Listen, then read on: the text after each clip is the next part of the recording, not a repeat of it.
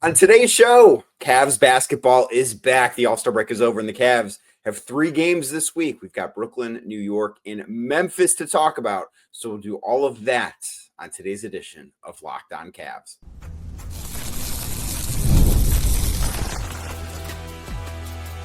You are Locked On Cavs, your daily Cleveland Cavaliers podcast. Part of the Locked On Podcast Network, your team every day. What's up, everybody? My name is Danny Cunningham. You might know me from my time covering the Cleveland Cavaliers, places like 92.3 The Fan, my Substack, The Inside Shot, Cleveland Magazine, and a number of other stops along the way. I want to say thank you to you for making Locked On Cavs your first listen today and every day. You can find the show anywhere you get your podcasts, Apple, Spotify, anywhere else. Drop us a 5-star rating. Leave us a nice review. Be a friend. Tell a friend about Locked On Cavs. Make sure you're subscribed. Make sure a friend is subscribed as well. And if you're watching the show on YouTube, do me a favor. Hit that thumbs up button for me. Click subscribe and hit that notification bell so you don't miss the latest Locked On Cavs content, a proud part of the Locked On Podcast Network, your team every day. Today's episode, of course, brought to you by FanDuel. Right now, new FanDuel customers can get $150 in bonus bets if your first $5 bet wins. That is $150 in bonus bets if that first $5 bet wins. We've got a late week edition of the Locked On Cavs Whip Around show because the Cavs are back in action tonight, taking on the Brooklyn Nets, and then they've got the New York Knicks on Friday. They've got the Memphis Grizzlies for the first of 2 matchups this season on Sunday back in Cleveland. I talked to Gavin Schall, who does a great job covering the New York Knicks over at Locked On Knicks. Talked to Adam Armbrecht, who does a fantastic job with the Brooklyn Nets. He's been on the show a few times over at Locked On Nets. And then Joe Mullinax, a new guest of the show, does a great job over at Locked On Grizzlies, but wanted to preview the first post All-Star break games. Very excited to have basketball back. So let's get into it. Let's talk Nets, let's talk Knicks, and then let's talk Grizzlies. And making his final Locked On Cavs whip around appearance of the season, Adam Armbrecht comes in. Talk about the Brooklyn Nets. Cavs open up the second half of their season, in quotes. Of course, there are 28 games left, but they're in Brooklyn tonight to start this stretch of basketball. And Adam, I looked through the standings, and every team outside of the playoff picture in the Eastern Conference has struggled. And then I get down to Brooklyn, and they are 6-4 in their last 10. What's going on? Why are they winning basketball games? How is this happening? I mean, listen, buried the lead there. I didn't realize it was going to be my last appearance. I got a lot to get off my chest. A lot of things I want to cover. Again. They don't play the Nets again. We can talk this summer, but they don't play the Nets again. You're not going to be on the whip around show. It's fair.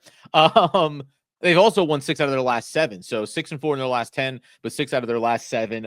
They are playing really good defensive basketball. Like we said at the start of the year, in the first 10 to 15 games, Jordi Fernandez clearly was the right pick as the hire as the head coach. You feel really good going forward. There's an irony about playing the Cavaliers, who have Kenny Atkinson, who I think very much you can think about like fundamentally is a similar coach from a mentality standpoint, from an approach, from an expectation standpoint.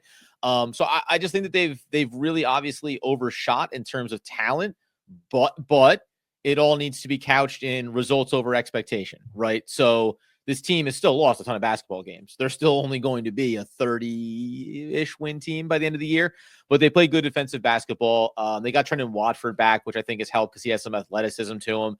And we've seen some really good things from D'Lo if we're talking offensively, even though they have terrible ratings across the board on that end of the floor. He and Day'Ron Sharpe have worked well together in some of their limited minutes. So there's some of these little threads that you can pull on where certain players are starting to get their identities down. And that's been tricky because you're talking about a team that for the first 2/3 of the season, in spite of when the All-Star break falls, was uncertain about who was staying, who was going, right? Cam Johnson, all the speculation around him. So I think it's easy to settle in a little bit once the trade deadline passes and this is the roster you have going forward. So I lied. They do play the Nets again, so you will be back in a couple of weeks. Middle of March. Yes, big time news. So you touched on at the end of that answer, the trade uncertainty, and they were a team that didn't make the trade that I think a lot of people all year anticipated would be made, and that is Cam Johnson being shipped elsewhere. We heard the Cavs as a team that had interest in him. I don't necessarily think that was super strong interest, and of course now they have DeAndre Hunter, but do you think it was wise for Brooklyn to hang on to Cam Johnson and revisit this in the summer? Yeah, man, go back and check the tape, fellas, because I think last time I was on, you asked about him, and I said I was willing to bet that I thought he probably could stick around on Brooklyn because the asking price was going to be too high. Sean Marks was going to set that. It was reported it being 2 first-round picks. When you guys go and make that trade with Atlanta, it kind of makes sense, not only because the Cavs couldn't necessarily afford to get Cam Johnson if they wanted him, but the price point and the value you get in return. I mean, that was a great deal, I think, for the Cavs, obviously. So I'm not surprised that he's still here. I think it comes down to Sean Marks. He set a high standard for Dorian Finney-Smith going back to last season, eventually let go of him. He's under contract for multiple seasons. He's a veteran. I think you want to have some level of experience in the locker room, and they can always revisit this. As I think last time we talked, the draft and moving around the board, and now you're not as high as you thought you were going to be in those tank odds, you may need to put a Cam Johnson on the table if you want to move around a little bit in one of those 4 picks that they have in the first round. So not surprised by it, and I still don't think it changes the idea that Cam Johnson may not be long for this team, depending on how the offseason goes. So I know that this season is about draft odds and praying to those lottery gods at a certain point. But what are you, Adam, looking to see out of this Brooklyn team for the rest of this season, for the final, 28, 30, whatever, how many games they have left? Yeah, still waiting on on Cam Thomas to come back. He's back into 5-on-5, I think, for the first time in a while. So they're going to progress from there. But you mentioned at the top, this isn't midway point of the season when you have the All-Star break. There's only 28 games left on the schedule. So as that gets closer to the end, I don't know where you can set those expectations for him. Only played in 19 games, 17 started for him. So that's one thing that I'd like to see down the rest of this season. Where is he? How does he fit in with some of these younger guys? We were really excited to see him play with like Noah Clowney on the court together, the other first-round pick from last season that the Nets want to continue to develop. He's had some of his own little minor injuries. Beyond that, they got Killian Hayes now up onto the NBA roster. I think when they signed him in the offseason, put him in the G League, he had a lot of things to work on. He did some impressive stuff down there. Will it transition up to the NBA level? I don't know. Beyond, outside of that, Trendon Watford's played some good games since coming back from his injuries. He missed a ton of time.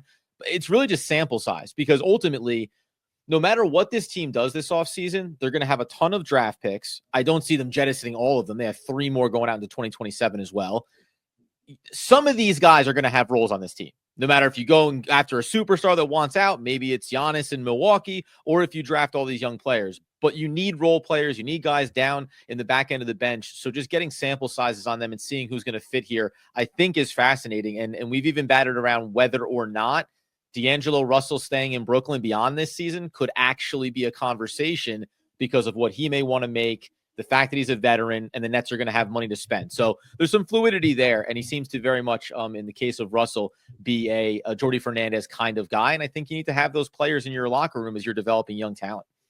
So sell me on that being a good idea in Brooklyn, on keeping D'Angelo Russell around. And I don't know what a contract would look like. Obviously, he's not a guy that's going to be making max money these days, but sell me on that being a good idea. We tried to sell ourselves on it being a good idea. The funny thing was, so there's the one part of it where you look at like veteran point guards, they don't make a lot of money. Like the market just isn't there for them in these last couple of off seasons. So there's that part of it. Even if D'Angelo says he wants to make money, I mean, we saw this kind of with Cam Johnson. This is very different, apples and oranges. Saw it with Nicholas Claxton. I don't think anybody else was like dying to pay him $100 million, and the Nets may regret that a little bit based on performance. But the Nets are going to have a ton of space. They got rid of Ben Simmons, so they'll have the cap room. It's not going to restrict anything they want to do. We always talk about it being good to have money on the books, tradable assets and tradable contracts. And maybe you turn around and you see D'Angelo Russell at next year's deadline as being a player that another playoff team is going to want to look at. And then even beyond that, I don't think they're going to spike and get into the top 3 necessarily with the way the tank odds are right now. But you need veteran players. And one of the big failings for the Nets in this Ben Simmons version where you just couldn't get rid of him for a long time with that money, you need a functional point guard that can run the offense, that can score. D'Angelo Russell is a slower-paced, methodical type of player on the offensive end, but he can get you points, and he can facilitate. Like, he knows how to play the game. So I always think that his value was clouded by what the contract was and some of the behind-the-scenes stuff with L.A., he can have a value for the Brooklyn Nets, and I don't think it changes anything in the short or long term for what the organization wants to do.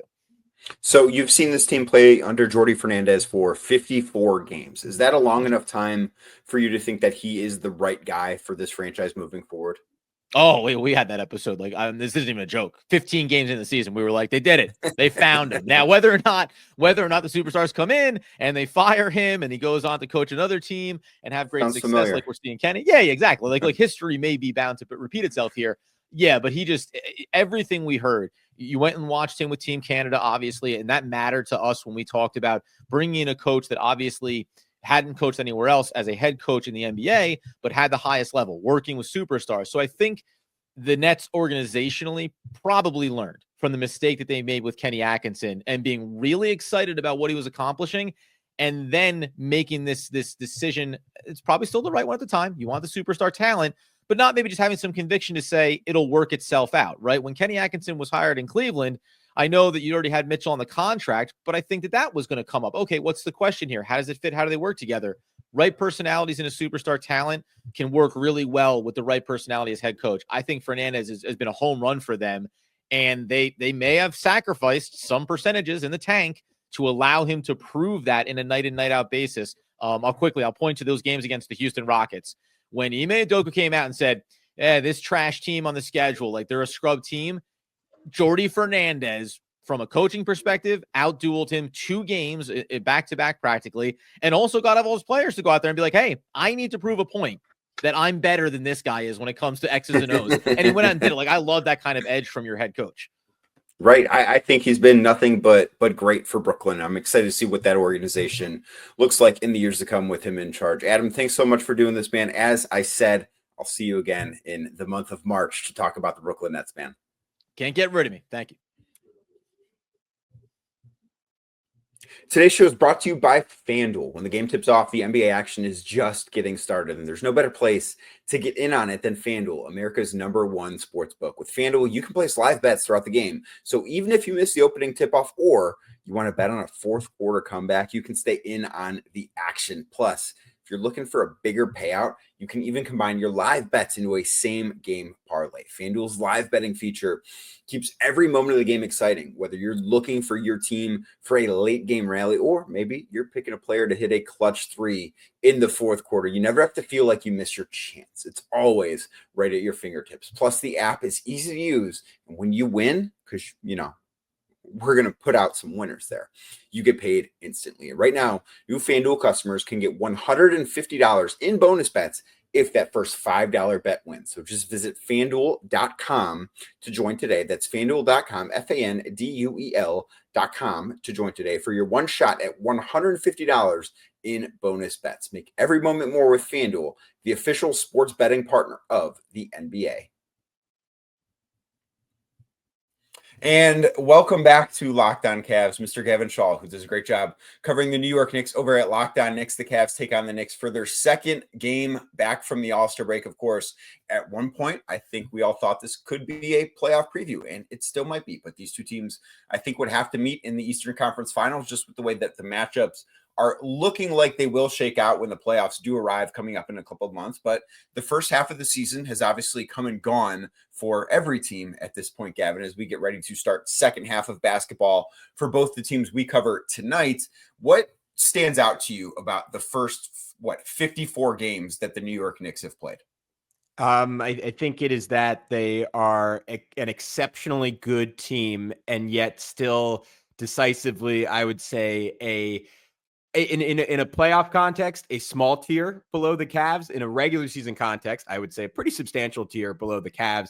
And then I think there's another gulf, and I think Oklahoma City and Boston are in their own tier. And I, as both someone who covers the team and as a fan, am caught between the feeling of this is maybe, if not probably, the best Knicks team I've ever witnessed, I've ever covered, as someone like about to turn 30 years old.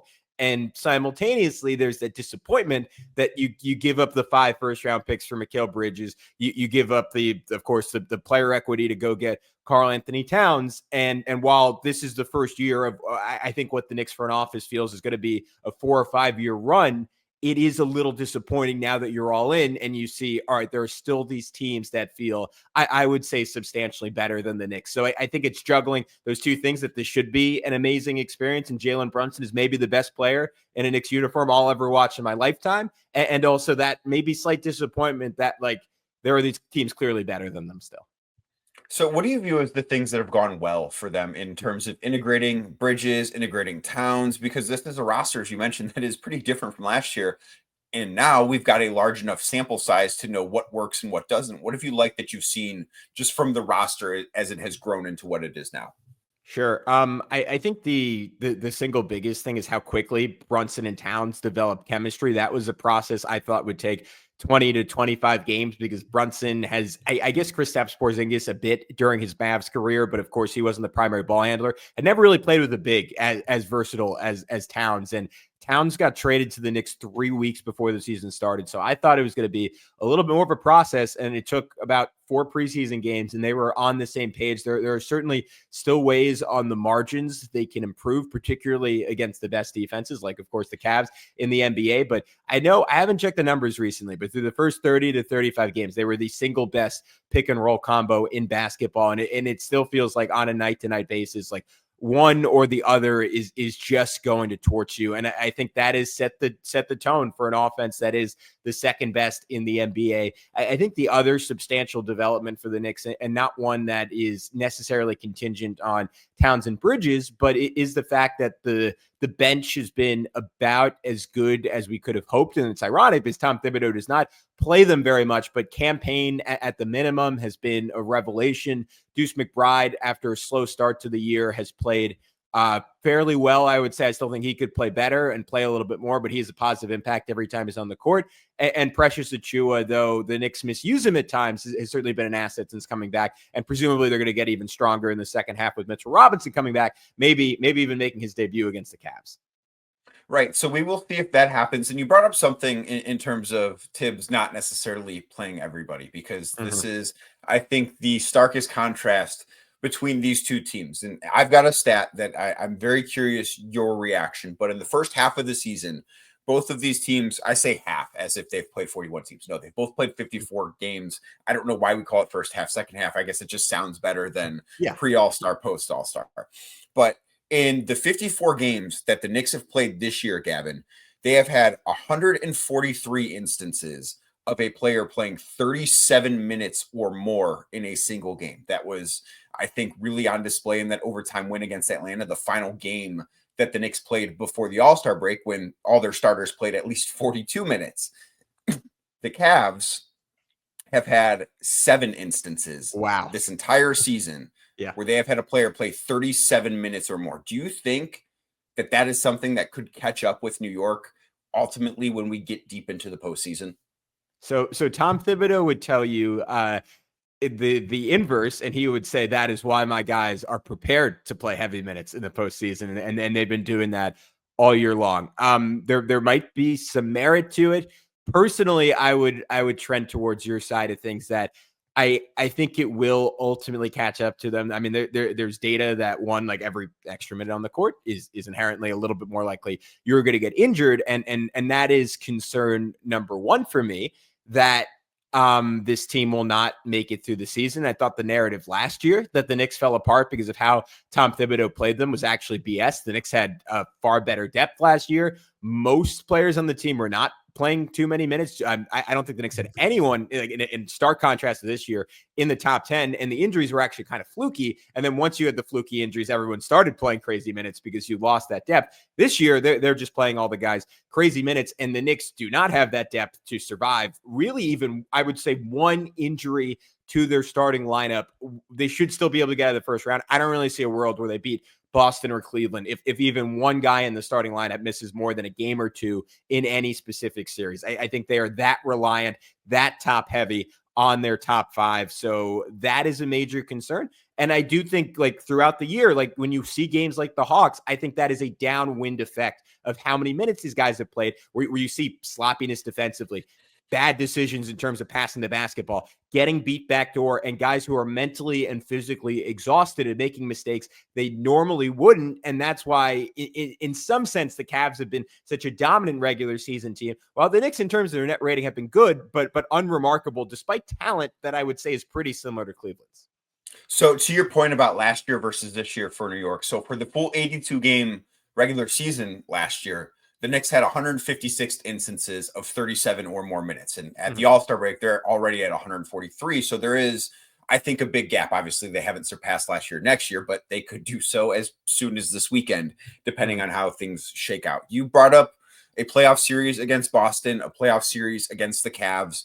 I think you and I would probably agree it's pretty likely that the Knicks and Celtics are going to see each other in the first round of the playoffs. And just after I see Boston being able to erase a 5.5 game deficit behind the Cavs, and I certainly don't see the Knicks dropping to fourth. So what needs to happen in that playoff setting, Boston, New York, for the Knicks to be able to beat the Celtics 4 times in 7 games? First of all, I am going to say I think it's extremely unlikely the Knicks will beat the Celtics. They played twice. Boston has won those 2 games by a combined 56 points, and they've toyed with the Knicks twice now. It is just a particularly poor matchup for the Knicks with how they're constructed, which is not good because they were built to beat the Celtics.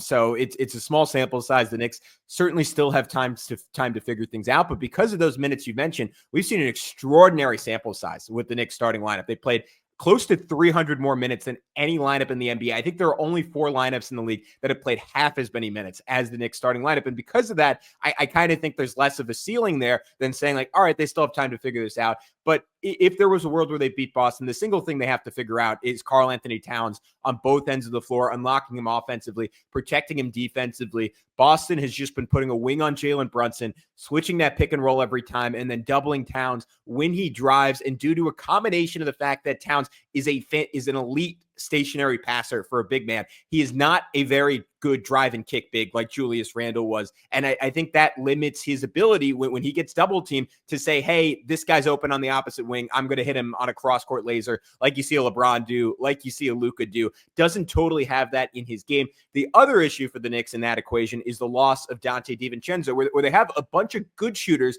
They don't have guys that are spaced 5 feet behind the arc and have that quick trigger. And I think against Boston, you absolutely need that with how rangy they are defensively and how well they recover. On the other end of the floor, Boston has just totally victimized him in the pick and roll. And I think that is even a messier option. I think the Knicks should ultimately score the ball pretty well on Boston because they're just that good offensively. They have that level of talent.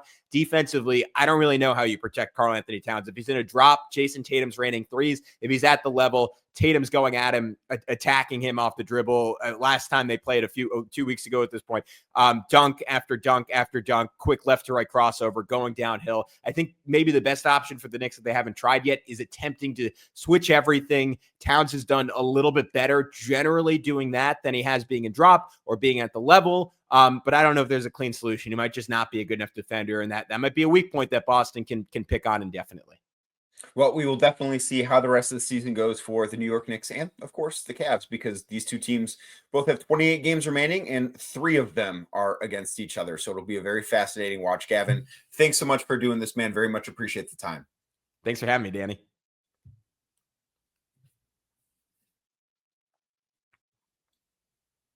And making his first appearance on Locked On Cavs this season, Joe Mullinax does a great job down in Memphis covering the Grizzlies, a team that's had a really strong start to this season, currently sitting in 2nd place in the Western Conference. Jaren Jackson Jr. obviously has had a great season so far. But Joe, just kind of want to start with this. What have you seen from this Memphis team through the first, I guess, half, we'll call it, of the season?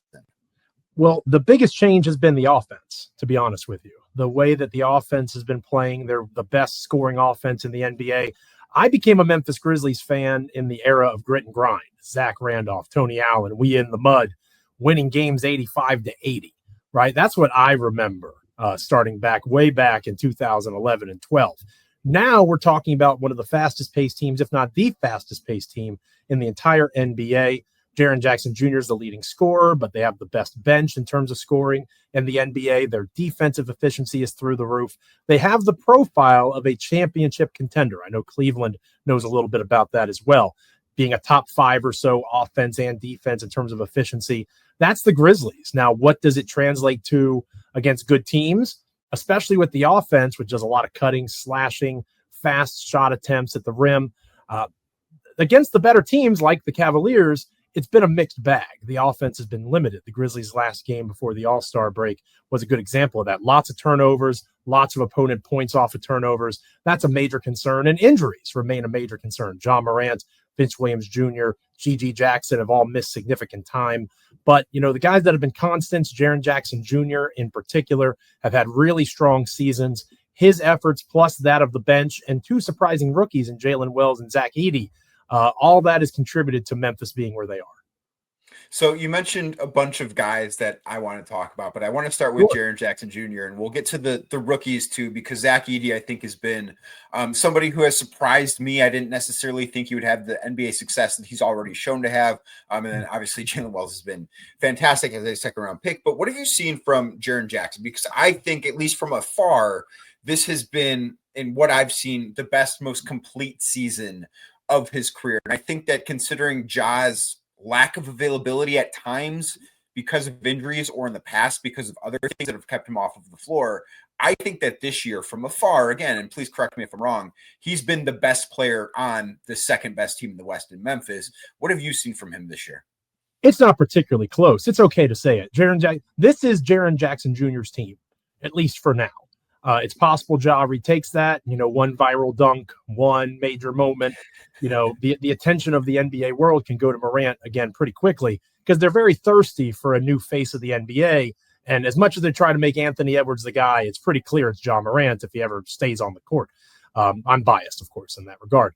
Jaren Jackson Jr. is the guy in terms of this season, but so much of what happened last season, there are no lost seasons, right? Obviously, with all the issues you alluded to with Ja, there were lots of other injury concerns as well. Jaren was kind of the last bright light, and his growth as a scorer, especially in isolation, he's 6'11", he's 245 pounds. Very few people in the NBA can actually match up with this guy one-on-one. And over the last 18 months, he's figured that out. He is a mismatch attacker. He's a game wrecker on both ends of the court now. It's wonderful to see him honored with an all-star selection. He deserves it. He is an all-NBA player this season, not just an all-star. Still flawed. The Los Angeles Clippers showed some of those flaws in Memphis' last game before the break. If you collapse on Jaren, he has a lot of tendencies trying to get to his left hand. He's predictable, and he's not very good passing out of those hedges and blitzing type coverages that good teams like the Cavaliers are probably going to throw at him.